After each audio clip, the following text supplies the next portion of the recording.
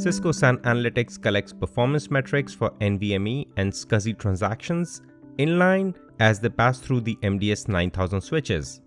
The metrics are exported via streaming telemetry to DCNM SAN Insights for advanced analytics, end-to-end correlation, and long-term trending. But what problem does it solve that you could not have solved before? Here I present top 10 use cases of Cisco SAN Analytics. Number 1. Find the slowest storage and host devices in the entire fabric. Open DCNM, go to Dashboard and click on SAN Insights. Here you get a ready-made view of the slowest host or storage devices. If you select Enclosure, you get the view of the end devices, and if you select WWN or device alias, you get the slowest storage port or host port. Here, slowness is defined by longer ECT or exchange completion time. Essentially, these devices are taking longer to complete the read and the write I/O transactions.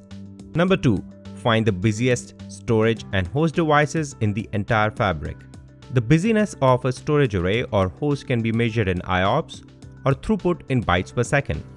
Just select the metric from the drop-down to find your answer in a single click.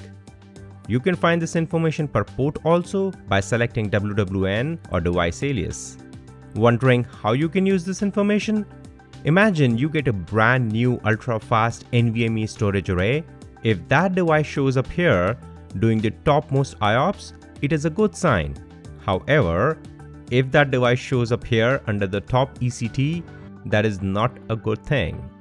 You may want to investigate why a brand new NVMe array is taking the longest to complete the read and the write I/O transactions. Number 3. Find out if the application performance is impacted due to storage access issues.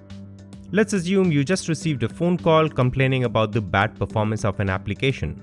You already know where the application is hosted. You open DCNM, go to Monitor SAN Insights, and find the server in the list. Right here you see that the status of the server is orange. So you already have some indication that there is a problem with the storage access, and that may be the reason of the bad application performance.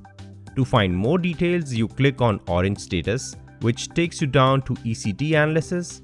From here, you can go to Trend Identifier and just focus on the ECT. Also look at the last 6 hours of activity. What we see here is a very clear pattern of the spikes in the ECT.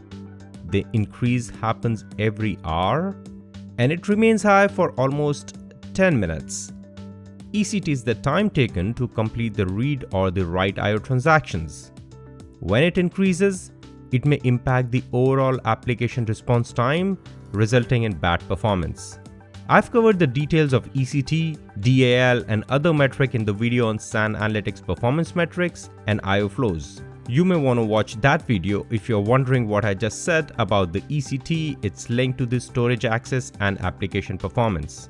Overall, we have found that number 1, the application performance is impacted due to storage access.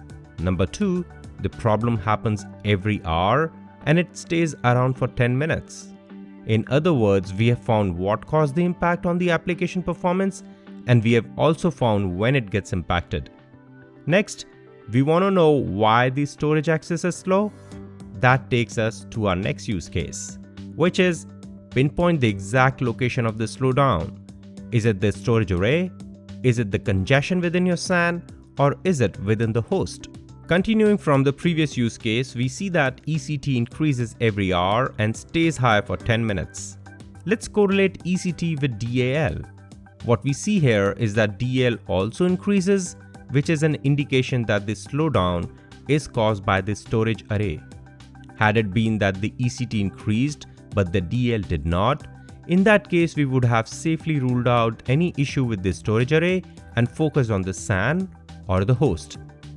To summarize the use case 3 and 4, using Cisco SAN Analytics, we are able to find what caused the problem, where is the problem, and when it happened. Moving on to the next use case of multipath verification. Go to Monitor SAN Insights and sort by throughput to get a list of all hosts in the descending order of their throughput. On the right, under the initiator target pair, we get a detailed breakdown of the paths that this traffic is taking. notice that the host B207 is doing around 700 megabytes per second of read throughput. There are a total of 8 paths, 4 on Fabric A and the rest 4 on the Fabric B. Notice that the paths on Fabric B are more utilized compared to the paths on the Fabric A. This looks like a case of traffic imbalance, and as a storage admin, I would want to investigate that why this imbalance of traffic exists. Let's do the same verification for another host, which is FIM34 in this example. And what I notice here is that one of the paths is totally missing. Now notice that there are still 8 paths, but all of them exist over Fabric A. And by the way, the read and the write transactions are flowing over those 8 existing paths. That means the application may not complain because it's able to receive or send data to the backend storage. But as a storage admin, I would like to investigate that why one of the paths is totally missing. Number 6. Visibility into Cisco UCS Blade servers and VHBA traffic. In this view, the host enclosure are the Cisco UCS Blade servers. As a result, all the metrics like average ECT, ECT deviation, throughput, IOPS, DL, etc. are available at a Blade server level. Additionally, the topology shows the end-to-end path between the server VHBA and the storage. You can interact with this topology by taking the mouse over the network links or clicking the green dots. Cisco UCS has a unique architecture. The VHBAs on the server log into the Fabric via the uplink ports on the Fabric interconnects. Using DCNM, you can monitor the traffic of the Fabric interconnect uplink ports and also get the metrics for every server VHBA. This is possible because SAN Analytics inspects the frame headers that carry FCID of the Blade server VHBA and then correlates this information with the service profile names as configured by you on UCS Manager. Number 7. Stop the guesswork and do a data-driven storage vMotion. SAN Analytics gives you throughput and IOPS information for every server. Using this information, you can now take an informed action of moving a storage-hungry VM to a less utilized physical host or less utilized path. I have seen customers adding unnecessary capacity while some other links may be underutilized. Without enough visibility, you are only left with the brute force approach. Not anymore when you use Cisco SAN Analytics. Next, storage ports optimization. Imagine you just received a high utilization alert from one of the ports on the storage array. You notice that this port is operating at 80%, while other ports on the same storage array are operating at 40%. You can resolve this imbalance by uniform distribution of the traffic. In DCNM SAN Insights, you can find the throughput detail of a target and also get a breakdown at a LUN or a namespace level. In this example, notice that the read traffic from one of the LUNs is much higher compared to rest of the LUNs. Now that you know what is causing the high utilization of the port, maybe move the associated LUN to a lesser utilized port to achieve a uniform distribution of the storage ports. Number 9. Change management and verification. In data centers, changes in the hardware and the software component is an ongoing process. You can use Cisco SAN Analytics to ensure that your changes are successful. For example, if a SFP malfunctions and you're replacing it, don't just stop at verifying the link-up event.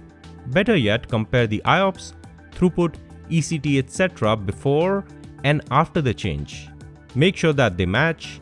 Not just that you'll be able to close the ticket with higher confidence, but you'll also be able to improve the overall SLA.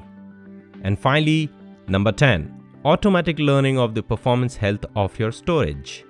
DCNM SAN Insights learns the ECT of the IO flows, makes baseline, and also calculates deviations from the baseline. Based on the deviations, the flow and end devices are automatically categorized into red, orange, yellow, and green. Here you see that many thousand flows and their colors as per their health. All these calculations are performed automatically. The final result for you as an end user is simple to understand color codes. You can find more details by clicking on any of the hosts and drill down further. Essentially, it gives you a simple to follow workflow from high level to low level details. This automatic learning of DCNM SAN Insights helps you to detect the problems proactively and also find when they happen, why they happen, and what caused them. Those were the top 10 use cases of Cisco SAN Analytics. And by the way, that is only scratching the surface. There is a lot more that you can achieve with it. If you haven't already watched, please look up for more videos on Cisco SAN Analytics architecture, deployment, and other topics. But for now, that is all. Thanks for watching.